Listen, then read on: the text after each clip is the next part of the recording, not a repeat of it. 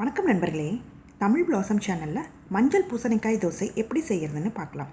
அதற்கு தேவையான பொருட்கள்: 1 கப் சாமை அரிசி, 1 கப்பு இட்லி அரிசி, 1/4 கப்பு உளுந்து, 1/2 டீஸ்பூன் ஜீரகம், 3 வரமிளகா, 10 சின்ன வெங்காயம், மஞ்சள் பூசணிக்காய் இந்த அளவுக்கு எடுத்துக்கலாம். அரிசியெல்லாம் நல்லா கழுவி எடுத்துக்கலாம். இட்லி அரிசி, உளுந்து சேர்த்து நல்லா கழுவிக்கலாம். சாமை 2-3 டைம் நல்லா கழுவிட்டு நல்ல தண்ணியில் ஊற வச்சிடலாம். 2 மணி நேரம் ஊறினா போதும். நல்லா ஊறிட்டுருக்கட்டும். மஞ்சள் பூசணிக்காவை தோல் சீவி சின்ன சின்னதாக கட் பண்ணி வச்சுருக்கேன். இது 2 டம்ளர் இருக்கணும். இந்த அளவுக்கு இருக்கிற மாதிரி நீங்கள் பூசணிக்காய் எடுத்துக்கோங்க. சாமை, உளுந்து, இட்லி அரிசி நல்லா ஊறிடுச்சு. இப்போ மிக்சியில் நைஸாக அரைச்சி எடுத்துக்கலாம். தேவையான அளவு தண்ணி ஊற்றி நல்லா நைஸாக அரைச்சி எடுத்துக்கலாம்.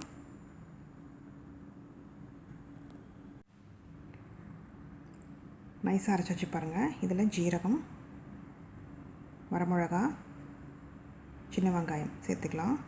கட் பண்ணி வச்சுருக்கிற மஞ்சள் பூசணிக்காவும் சேர்த்து நல்லா நைஸாக அரைச்சிக்கலாம்.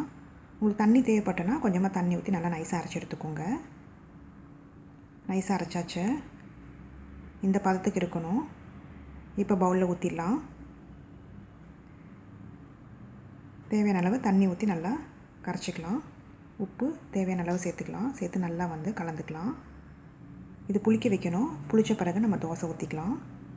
மஞ்சள் பூசணிக்காயில் ஏராளமான சத்துக்கள் இருக்குது. இது நார்ச்சத்து மிகுந்த காய். வாயு தொல்லை, செரிமான கோளாறுலாம் சரி செய்யும். இது 8 மணி நேரம் புளிக்க வச்சுக்கலாம். 8 மணி நேரம் ஆயிடுச்சு. நல்லா புளிச்சிருச்சு பாருங்கள். நல்லா கலந்துட்டு நம்ம தோசை ஊற்றிடலாம். மாவு ரொம்ப கெட்டியாக இருந்தால் அதுக்கேற்ற மாதிரி தண்ணி சேர்த்துக்கோங்க. மாவு இந்த பதத்துக்கு இருக்கணும். இப்போ தோசைக்கல் காஞ்சிருச்சு. தோசை ஊற்றிடலாம்.